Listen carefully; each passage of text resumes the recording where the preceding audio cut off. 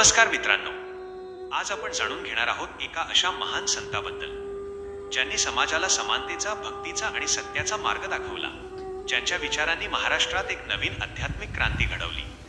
ते म्हणजे महान संत चक्रधर स्वामी. ही कथा आहे त्यागाची, ही कथा आहे भक्तीची आणि ही कथा आहे मानवतेला दिलेल्या अमूल्य संदेशाची. चक्रधर स्वामी यांचा जन्म एका राजघराण्यात झाला असे मानले जाते. त्यांचे बालनाव हरिपालदेव असे होते. लहानपणापासूनच ते बुद्धिमान, शांत आणि आध्यात्मिक स्वभावाचे होते. राजघराण्यात जन्म असूनही त्यांचे मन वैभवात रमले नाही. त्यांना सतत एक प्रश्न पडायचा, या जगात माणूस जन्म का घेतो? खरे सुख नेमके कुठे आहे? हळूहळू त्यांचे मन संसारापासून दूर जाऊ लागले. एक दिवस त्यांनी राजवैभव, संपत्ती आणि सुखसोयी सोडण्याचा निर्णय घेतला, कारण त्यांना सत्याचा शोध घ्यायचा होता. ते अनेक ठिकाणी फिरले, अनेक साधू संतांना भेटले, ध्यान, तपस्या आणि आत्मचिंतन करत राहिले. शेवटी त्यांना जाणवले, खरा देव मंदिरात नाही, तर प्रत्येक जीवामध्ये आहे. त्यांच्या जीवनात एक मोठा टप्पा आला, जेव्हा त्यांची भेट महान संत गोविंद प्रभू यांच्याशी झाली. गोविंद प्रभूंनी त्यांना अध्यात्माचे खरे ज्ञान दिले. त्यांच्या सहवासात चक्रधर स्वामींना आत्मज्ञान प्राप्त झाले.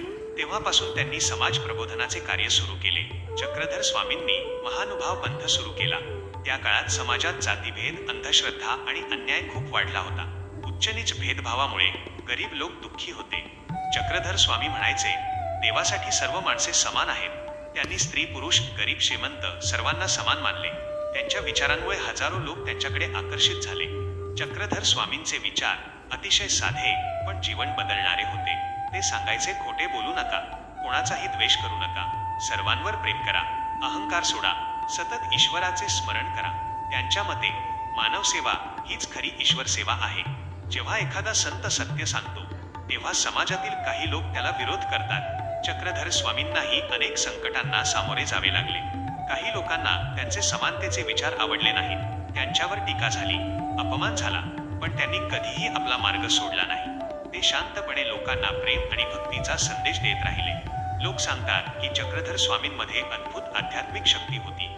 ते लोकांच्या दुःखावर उपाय सांगायचे, हताश लोकांना धैर्य द्यायचे आणि भक्तांच्या जीवनात आशेचा प्रकाश निर्माण करायचे. पण स्वामी नेहमी म्हणायचे, चमत्कारापेक्षा श्रद्धा मोठी आहे.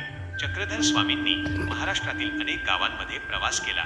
ते गावोगावी जाऊन लोकांना सत्य, प्रेम आणि भक्तीचा संदेश देत होते. त्यांच्या प्रवचनांमध्ये इतकी शक्ती होती की ऐकणाऱ्याच्या डोळ्यात पाणी यायचे.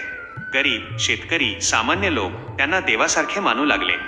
त्यांचे अनेक शिष्य होते. त्यांनी स्वामींचे विचार पुढे नेले. महानुभाव पंथ आजही त्यांच्या शिकवणीवर चालतो. त्यांच्या शिकवणीमुळे अनेक लोकांचे जीवन बदलले. चक्रधर स्वामींनी सांगितले, संपत्ती कायम राहत नाही, शरीर कायम राहत नाही, पण चांगले कर्म आणि भक्ती कायम राहते. आजच्या काळातही त्यांचे विचार खूप महत्त्वाचे आहेत, कारण आजही समाजात द्वेष, अहंकार आणि अन्याय दिसतो. जर आपण स्वामींचे विचार आपल्या जीवनात आणले तर जीवन अधिक सुंदर होईल. मित्रांनो, संत हे फक्त इतिहास नसतात, ते जीवन जगण्याची प्रेरणा असतात. चक्रधर स्वामी यांनी आपल्याला प्रेम, समानता आणि भक्तीचा मार्ग दाखवला. त्यांच्या जीवनातून आपण एक गोष्ट नक्की शिकतो, माणुसकीपेक्षा मोठा धर्म नाही. जर तुम्हाला ही कथा आवडली असेल तर व्हिडिओला लाईक करा, चॅनल सबस्क्राईब करा आणि कॉमेंटमध्ये नक्की लिहा, जय चक्रधर स्वामी. धन्यवाद.